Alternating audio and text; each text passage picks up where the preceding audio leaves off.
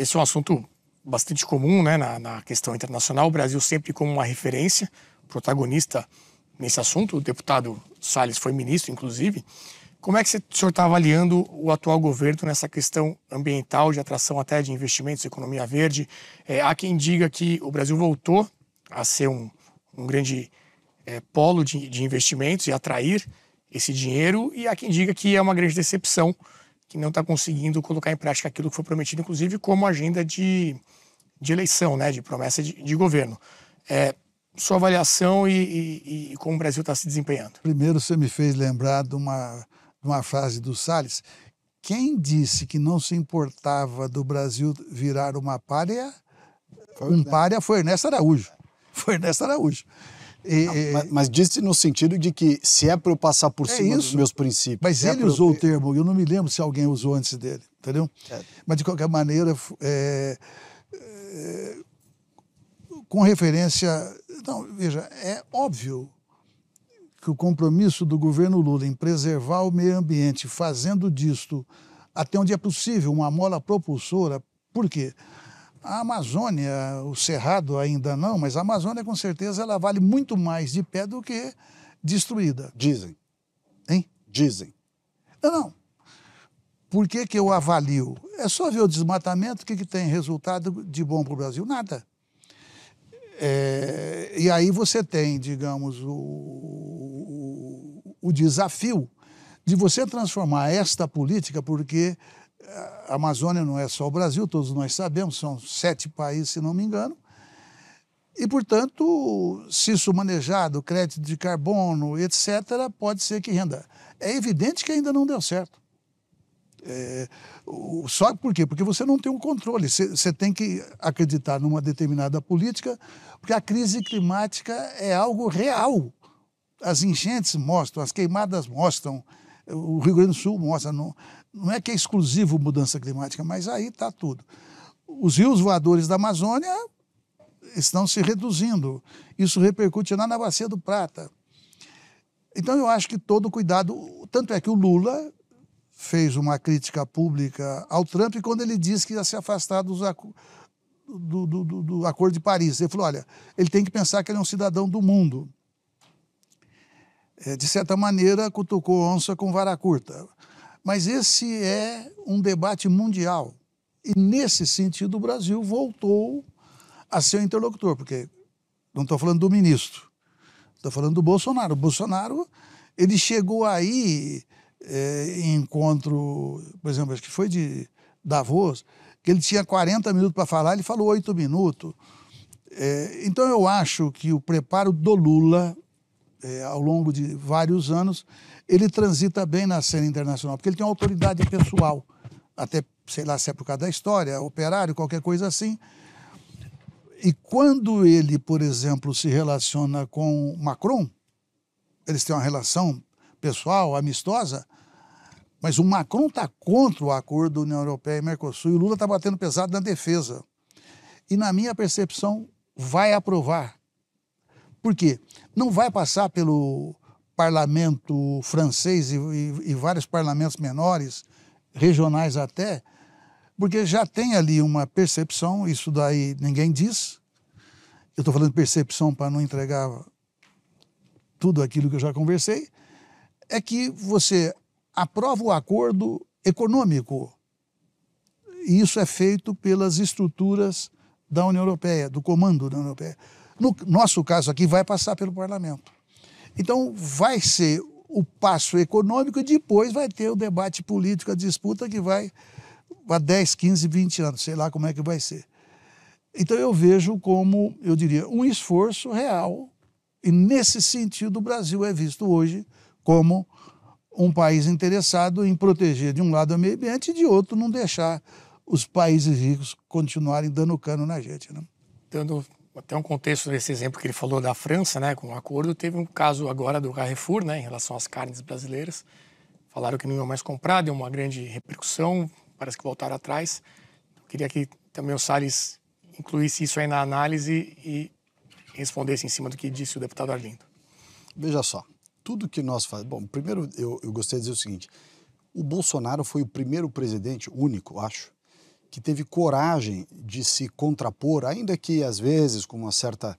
o jeito dele de ser, que é um pouco mais bruto e tudo, mas é o jeito dele, né? Isso que dá popularidade a ele. Ele foi o único presidente que teve coragem, de certa forma, se contrapor a certos lobbies, a uma certa hipocrisia dentro dessa agenda ambiental internacional, que serve muitas vezes, e sobretudo pelos europeus, muito mais como uma barreira não tarifária. Então você usa o discurso ambiental, não pelo ambiental em si mesmo, mas como uma desculpa para esconder o protecionismo, para esconder a ineficiência dos produtores, nesse caso específico franceses e irlandeses. Enfim, então você tem uma discussão ambiental que, na verdade, é uma desculpa, é um pretexto para esconder disputas comerciais, e o Bolsonaro foi o primeiro presidente, talvez o único, a expor isso de uma maneira explícita. Fiz isso eu quando eu era ministro do Meio Ambiente, fez isso em menor escala o meu sucessor, porque já havia uma pressão internacional maior, outros ministros também fizeram, Ernesto Araújo, enfim, vários ministros, Paulo Guedes. Me lembro que o Paulo Guedes, em Davos especificamente, quando começaram a falar as questões ambientais, ele disse, olha, o Brasil precisa se desenvolver e vocês estão condenando o Brasil à miséria com essas importações de teorias aqui para a realidade brasileira. E ele disse uma frase espetacular, que era, a miséria é o maior inimigo do meio ambiente. E é a pura verdade. O que acontece na Amazônia e outras regiões do Brasil, inclusive aqui no estado de São Paulo, é que o sujeito que vive numa condição miserável, a última coisa que ele está preocupado na vida é com preservação ambiental. Ele está preocupado em dar alimento para os filhos, remédio, moradia, claro, algum grau de segurança institucional para a sua família. E eu vi isso na Amazônia de perto. Mas acho que o problema ambiental brasileiro ele fica muito agravado por uma coisa que não é brasileira só, é da América Latina, de maneira geral, dos povos latinos, de maneira geral, inclusive os europeus latinos, portugueses, italianos e espanhóis, sobretudo, que é você se deixar tolher pelos rótulos, pelos chavões, né? Por frases feitas, ao invés de adentrar no mérito das coisas com seriedade e algum grau de isenção. Claro que isenção absoluta não existe, mas no âmbito político brasileiro você tem uma agenda tomada. Você fez a comparação dos tigres asiáticos, né? O abismo que se criou, eles explodiram de crescimento e nós ficamos para trás. Mas por que isso? Porque, ao contrário da nossa cultura brasileira e latino-americana, que é discutir chavões, discutir frases prontas, né? Preconceitos imponderáveis, preconceitos, assim, às vezes, insustentáveis à luz da razão, os asiáticos são muito pragmáticos. Então, você pode pegar esse exemplo em vários campos. Você pode pegar na educação.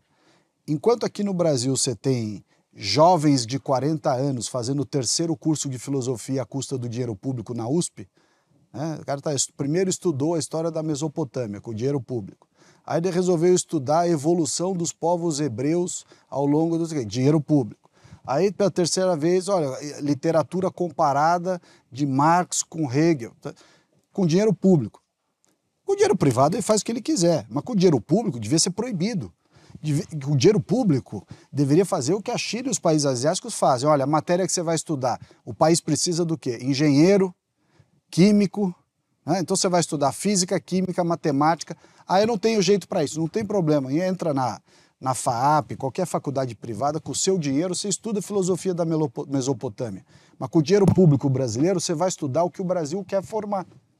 Né? Então começa, eu estou citando um exemplo, que daí você já vê a falta de pragmatismo nosso e vai falar lá para o conselho da USP que você vai cortar o dinheiro da história da Mesopotâmia. Os caras fazem um quebra-quebra na CRUSP, fecha a Paulista, interdita a Marginal, um monte de gente com carro que o papai deu vai lá protestar contra a injustiça do fechamento do curso da filosofia da Mesopotâmia.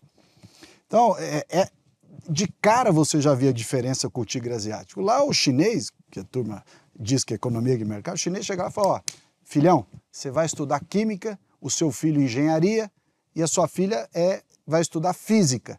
Eu não concordo. Não perguntei se você concorda, é isso que você vai estudar e ponto final. Senão você vai estudar lá fora com o teu dinheiro. Lá não tem esse papo de o conselho da universidade, a participação social, né, o terceiro setor, a ONG da carochinha. Lá não tem isso. Parece a ONG da carochinha que é o seguinte, o cara está morto. Então, aqui no Brasil, a falta de pragmatismo nossa e o excesso de reverberação dos anseios filosóficos da nossa sociedade, né, latino-americana atrapalham de cara. Outro exemplo, que aí diz respeito a nós parlamentares. No governo do presidente Bolsonaro, eu ainda era ministro, nós fizemos algo fundamental, que era a reforma da Lei Geral de Licenciamento Ambiental. Basicamente para fazer o seguinte, Arlindo, você tirava o excesso de gasto de energia em coisas fúteis e concentrava a energia em coisas relevantes.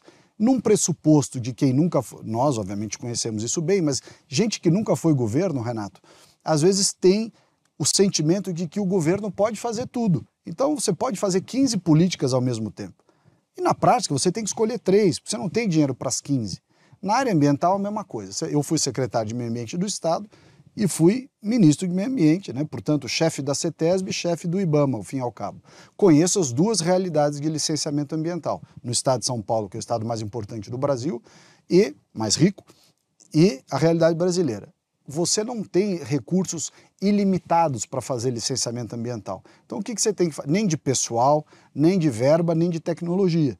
Então, o que você faz? Você faz, por exemplo, isso está na norma do licenciamento ambiental, você dispensa de licenciamento, por exemplo, padaria, serraria, borracharia, e concentra o teu pessoal, o teu recurso, a sua verba, no licenciamento de rodovias, de indústrias, de hidrelétrica e assim vai. Resultado, você não gasta de tempo e dinheiro com coisa fútil, com coisa que pode ser autodeclaratório, e o sujeito, se falar besteira ou fizer besteira, ele vai ser responsabilizado, num modelo muito mais célere, e você consegue com isso ter licenciamento ambiental mais rápido, para poder fazer justamente o que os chineses fazem. É que o chinês vai na outra ponta do negócio. O chinês vai na outra ponta.